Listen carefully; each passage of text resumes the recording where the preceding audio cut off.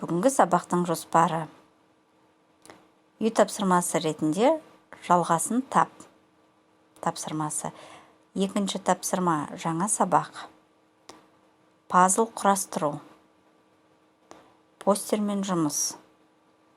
Аудармашы химик. Кім жылдам? Есептер шығару. Қорытындылау, семантикалық карта. Бағалау және рефлексия. Қайталау білім анасы. Өткен сабақты қайталап еске түсірейік. Бірінші тапсырма. Жалғасын тап.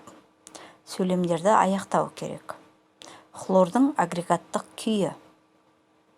Түсі. Хлорды швед ғалымы ашқан. Хлор жылы ашылды. Хлордың балқу температурасы. Табиғатта қосылыстары бар. H хлор концентрлі қосу марганец O2 нәтижесінде 2H2O. Натрий қосу хлор 2. Хлор қолданылады. Көп нүктенің орнына сөйлемді дұрыс тапты деп ойлаймын. Экрандағы жауаппен өз жауаптарыңды тексеріп көріңдер. Яғни, бірінші сөйлемде газ, екінші сөйлемде сары жасыл, үшінші сөйлемдегі бос көп нүктенің орнына Шейлі ғалым, төртінші сөйлемде 1774 жылы, бесінші сөйлемде минус 101 градус Цельсий, алтыншы сөйлемде хлоридтер, жетінші сөйлемде хлор 2 газы және марганец хлор 2. Келесі натрий, хлор және ең соңғы сөйлемде өнеркәсіпте деген сөз қойылу керек екен. Бағалау критерийі хлорға жалпы сипаттама бере алады. Яғни келесі дескрипторларды пайдаланып, өз-өздеріңді бағалаңдар.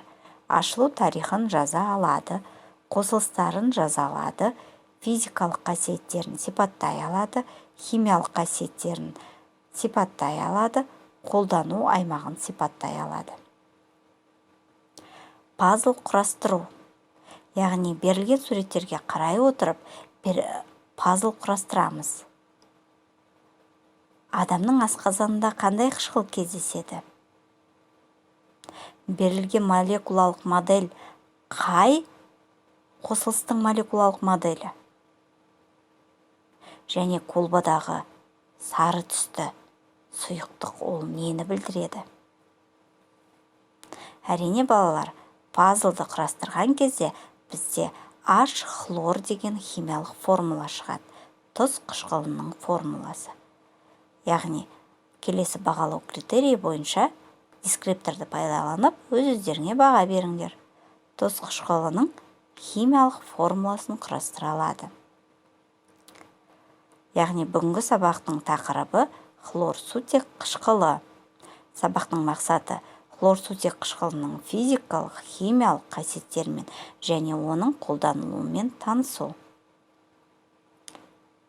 Видеоматериалда тұз қышқылы менен жұмыс жасағанда өте абай болу керек және тұз қышқылы күшті қышқылдарға жататындығы айтылған.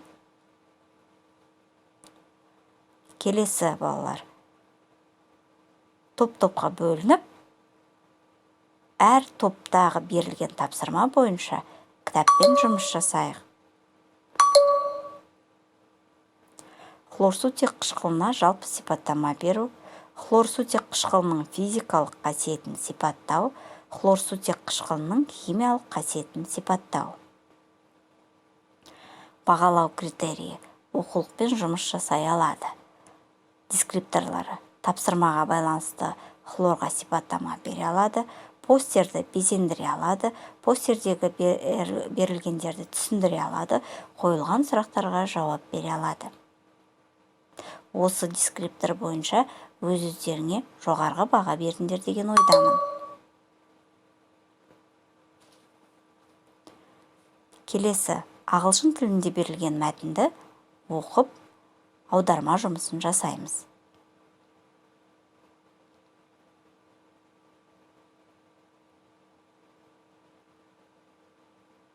яғни берілген мәтіннің аудармасын келесі қазақ тіліндегі аудармамен сәйкестендіріңдер.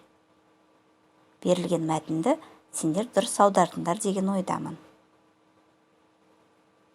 Бағалау критерийін пайдаланып, дескрипторлар бойынша өз-өздеріңе баға беріңдер. Кім жылдам? Яғни берілген есепті шығарайық. Бірінші есеп.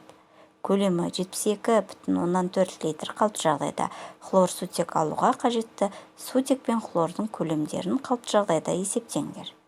Екінші есеп. Құрамында 100 грамм натрий гидроксиді бар ерітіндіні бейтараптауға қажетті 15% тұз қышқылы ерітіндісінің массасын есептеңдер.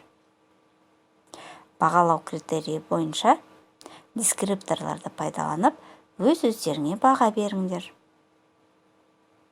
Семантикалық карта, яғни сабақты қорытындылай келе, тұз қышқылының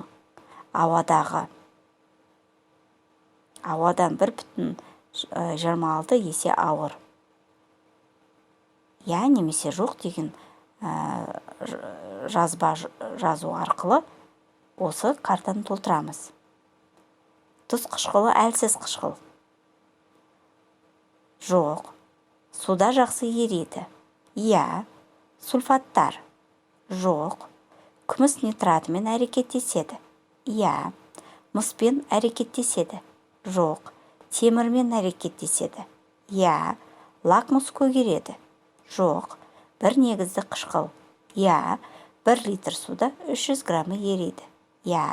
Хлорсутек қышқылы немесе тұз қышқылы. Сендердің де жауаптарың мен айтқан жауаппен сәйкес келді деген ойдамын. Үйге